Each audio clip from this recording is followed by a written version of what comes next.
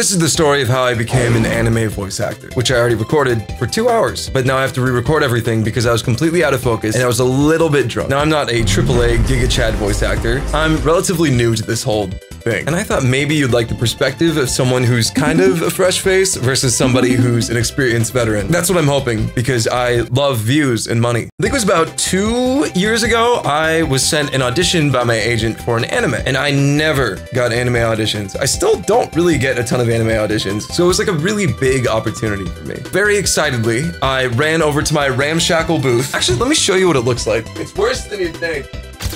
That's where the magic happens, baby. I live in a laundry room. It's LA rent. You'll see in the booth, I actually drew eyes because I felt so weird recording just with like nobody to read off of. So I drew a pair of blue eyes to stare into. It's very uncanny. Like I just look like a psychopath. Anyway, I take auditioning very seriously. Usually too seriously. The craft and all that. It was for an anime called Summertime Rendering. It was from a studio that had never dubbed anime before, which is why I got the opportunity. And I remember watching the show in 2 times speed, front to back, or at least as many episodes that were out at the time. So I got my lines, and there's the main character who's very cool, very suave. There's the reliable, strong, loyal best friend. There's a demonic, eldritch entity. And then there's a cop who, reads porn. Guess which one I got cast as?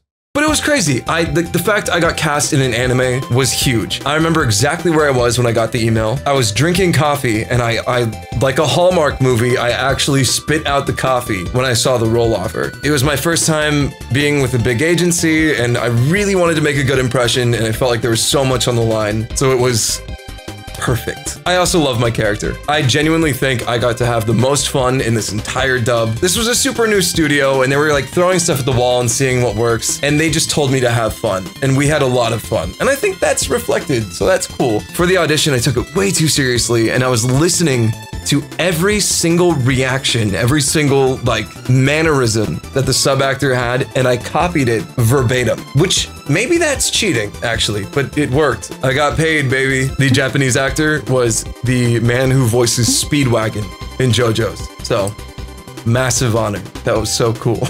But God, I mean, like, there's so much to dubbing anime that I just like, it's so odd. Dubbing anime is so weird. And that's what I want to talk about. I think first thing is just the nerves. There's so many things that you don't really consider before you go. Like you're on studio time, right? So you're in this expensive studio and they're paying you by the hour and you're like, can I poop? What if I have to poop during the recording? Am I gonna get fired? I've heard about recasts. Are they gonna recast me? Also, like, what if I suck? And then there's the timing, right? There's the timing in dubs. It's like, how am I have to match this actor's performance, and I have to match the lip flaps. That's what they call them. Lip flaps. It's gross. It's like playing Dance Dance Revolution, except your job is on the line. Like that's crazy. But what do you do? So I drove to the studio and I showed up like 3 hours early, as you do when you're an anxious mess. And I walked in extremely nervous, and it was actually really chill. I thought this director would walk into the lobby with a cigarette in hand, just like, oh, so you're the guy. And I thought he would make me like do a monologue on the spot. I don't know what I was thinking. But he just walked out and he was like, "What's up, dude? Ready to rock and roll?" I was so relieved. I had no idea how any of this worked. So they guide me to this room. It looks like an asylum, but kind of like yassified. You're alone in this room. It's like a big cube. And then there's a television with the anime you're watching with a ton of like watermarks, like Disney watermarks. And there's a little camera that looks like HAL from 2001. And then you hear there's a director and audio engineer in the room adjacent to you. They can see you. You can't see them. It's a little scary. I had to really lock in so that like no picking my nose, no scratching my butt, no like farting. I did fart once in the studio. I was working with a director who I really wanted to impress or just make a good first impression on, because she works on a lot. So she's in a room with an audio engineer and the director of dubbing at Disney. He's great, by the way. He's super nice. But I had too much coffee and too little food, and I farted involuntarily quite loud.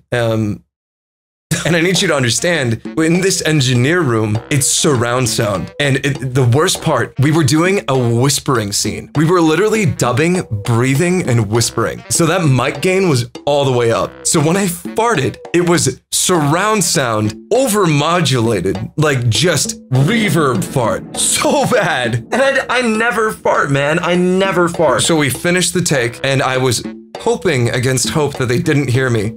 And I hear on the other side, yeah, that was great, John. Can we get one more?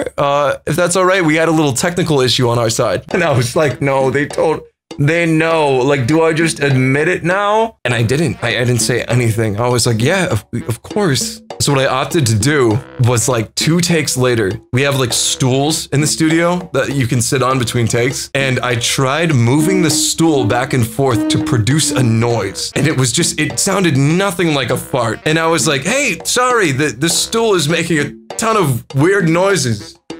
I don't know if it's like the rubber or are you catching that? And they're like, nope, yeah, we're not getting anything on our end. And I was like, great.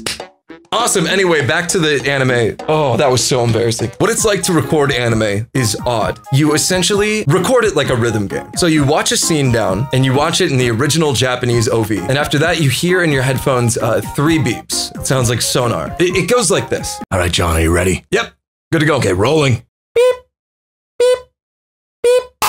And you record bit by bit. You dissect these scenes. And it's hard because you can't match a Japanese performance. Like, Japanese as a language is so fundamentally different. You're trying to, in this booth, with very little time, get into character and bring the emotion to it, but you're also on this very strict time limit. You also have to kill the part of you that cringes. Especially in this one, there's a lot of fight scenes. So you'll just record an entire scene of fighting efforts. And you can't cringe while doing this. You have to fully commit. If you cringe, it'll sound like you're cringing while you're doing it. The microphone does not lie. We just finished recording a different anime recently. Actually, not recently. It was called Heavenly Delusion, and there were many scenes of just running. So I would run in circles around the booth until I became out of breath, and I would just... And you'd have to stagger your breathing to make it sound realistic for like minutes. There was no room to be nervous anymore because they make you do such outrageous things that you just kind of let go. Especially me playing a cop giggling while reading porn. Like it's so out there, but it's probably one of the most fondest memories I have. I remember that day being so resolute that I never wanted to work an office job again because I had so much fun. I am so blessed to be able to make this my full-time job now. Before I was working in corporate marketing and I was using all my paid vacation hours just to record or audition, and the fact that it actually worked out after a while is just mind-blowing to me. It's so cool. I cried, man. And the dub came out and it was the studio's first time producing a dub. So it was rough around the edges. Like we all acknowledge that. But personally, I am proud of my performance. Like I loved what we did with the character. I love that character. He's so goofy. I don't know if I can use any of the scenes from this anime on this video because I don't want to get copyright struck. So Disney, do not mess with the mouse. I hope this kind of helps you if voice acting is something you're interested in. I always wish there were more people who were just starting out who are honest about what it was like to start. Getting into this industry is so nebulous and it's so strange and niche, and it seems like there's no one set path to take. Everyone's journey is going to look different. My journey looked like moving to Japan and becoming an actor in commercials before being pulled into an agency in LA. I took a very bizarre path into this. Since then, I've had the privilege of being in video games, in commercials, in more anime, and just all kinds of stuff all across the board, and it's the coolest thing, man. Maybe I'll make another video on like how to get into voice acting. I'm not the best person to ask, but I'll be honest, so that's good. I'm hoping to be more active on YouTube. I'm very active on Twitch at twitch.tv/spooky. Also go watch Heavenly Delusion on Hulu so we can get a season 2, please. Please, I voice Taka, he's cool. And I'll see you guys next time.